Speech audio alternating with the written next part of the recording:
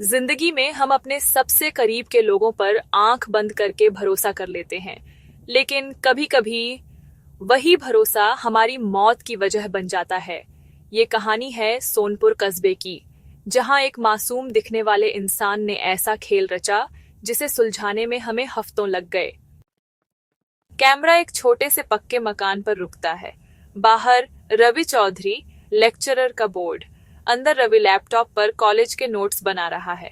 नीलम रसोई में नाश्ता तैयार कर रही है। नीलम: रवि, चाय ठंडी हो जाएगी, आ जाओ। रवि: हाँ, बस ये स्लाइड पूरी कर लूं। हल्की सी मुस्कान, लेकिन आंखों में कुछ सोचने का भाव। बस अड्डे पर एक लड़की उतरती है, हाथ में पर्स, स्टाइलिश कपड़े। आरती। नीलम उसे लेने आती है। नीलम: चल जल्दी, रवि भी इंतजार कर रहा होगा। आरती मुस्कुराकर: दीदी, आपका घर देखने का मन बड़ा था। रात को आरती अपने कमरे में इंस्टाग्राम पर फोटो पोस्ट करती है। Caption: new city new vibes my. अगले दिन सुबह एक अनजान नंबर से मैसेज आता है: तुम्हारी ये फोटो बहुत खूबसूरत है, लेकिन तुम्हें अंदाजा भी नहीं कि कितने लोग तुम्हें देख रहे हैं। आरती घबरा जाती है, लेकिन बात किसी को नहीं बताती। कई दिन बीतते हैं। रवि और आरती के बीच बातें बढ़ने लगती हैं। रवि उसकी पढ़ाई में मदद के बहाने कमरे में देर तक बैठा रहता है। नीलम को शक नहीं होता। एक रात घर में जोर से आवाज आती है।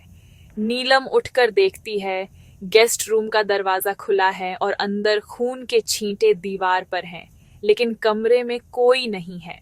इंस्पेक्टर अजय राणा आते हैं। घर सील कर दिया जाता है। अजय: ये कोई छोटा मोटा हादसा नहीं है, यहाँ किसी ने सोचा समझा प्लान बनाया है। स्क्रीन पर पिछली रात का टेक्स्ट। रात के 11 बजे। बाहर कुत्ते भौंक रहे हैं, आसमान में बादल घिरे हैं। गुड्डू, नौकर, रसोई में बर्तन धो रहा है। अचानक वो देखता है कि रवि चुपके से गेस्ट रूम की तरफ जा रहा है, हाथ में कुछ चमकदार चीज जैसे मेटल रॉड। गुड्डू धीरे धीरे खुद से: ये इतनी रात को गेस्ट रूम में क्या कर रहा है? वो चोरी छिपे पीछे जाता है, लेकिन जैसे ही गेस्ट रूम के पास पहुंचता है, दरवाजा अंदर से बंद हो जाता है।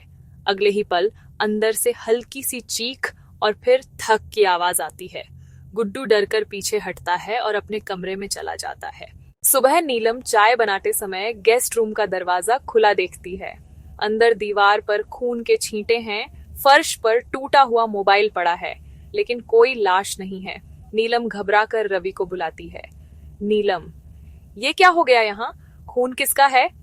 रवि थोड़ा परेशान, लेकिन दिखावे में नॉर्मल: किसी जानवर का होगा, बाहर बिल्लियां घूमती रहती हैं।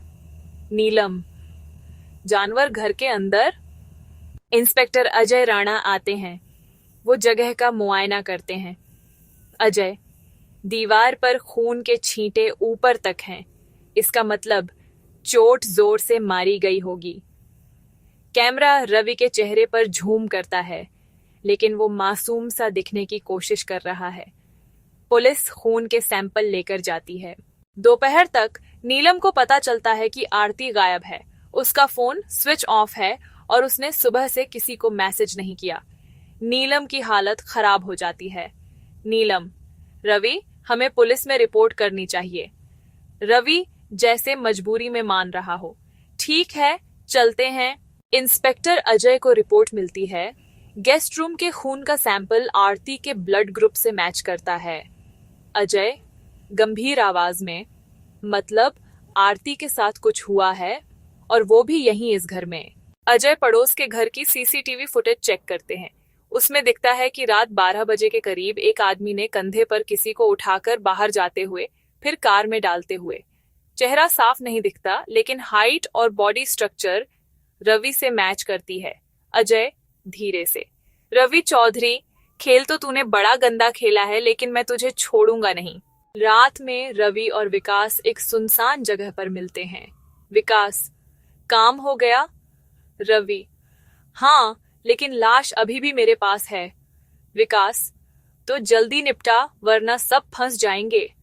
यहीं से पता चलता है कि मामला सिर्फ पर्सनल नहीं, बल्कि पैसों और एक खतरनाक सौदे से जुड़ा है।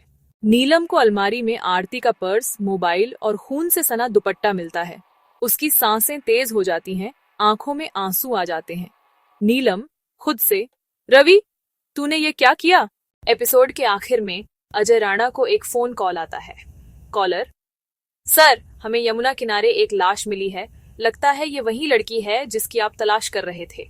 अजय, मैं आ रहा हूँ। कैमरा लाश पर जाता है, लेकिन चेहरा कपड़े से ढका है। बैकग्राउंड में तेज म्यूजिक, स्क्रीन ब्लैक। सुबह सुबह यमुना किनारे पुलिस और क्राइम ब्रांच की टीम खड़ी है। इंस्पेक्टर अजय धीरे धीरे उस जगह पहुंचते हैं जहां सफेद चादर से ढका शव पड़ा है। अजय गहरी सांस लेते हुए, हटाओ चादर। जैसे ही कपड़ा हटाया जाता है, कैमरा चेहरे पर झूम करता है और वो आरती नहीं है। अजय हैरान, ये तो कोई और लड़की है, लेकिन खून आरती का घर में कैसे मिला? पोस्टमार्टम रिपोर्ट से पता चलता है कि इस लड़की की मौत गला दबाने से हुई है और उम्र भी आरती जितनी ही है। लड़की के हाथ में एक छोटा सा टैटू है, वी। अजय अपने नोट्स में लिखते हैं, वी, विकास। रवि अपने कमरे में इधर उधर टहल रहा है। विकास का फोन आता है। विकास, तू घबरा क्यों रहा है? ये तो सिर्फ शुरुआत है। रवि, लेकिन पुलिस को लाश मिल गई। विकास, अरे बेवकूफ, वो लाश आरती की नहीं है।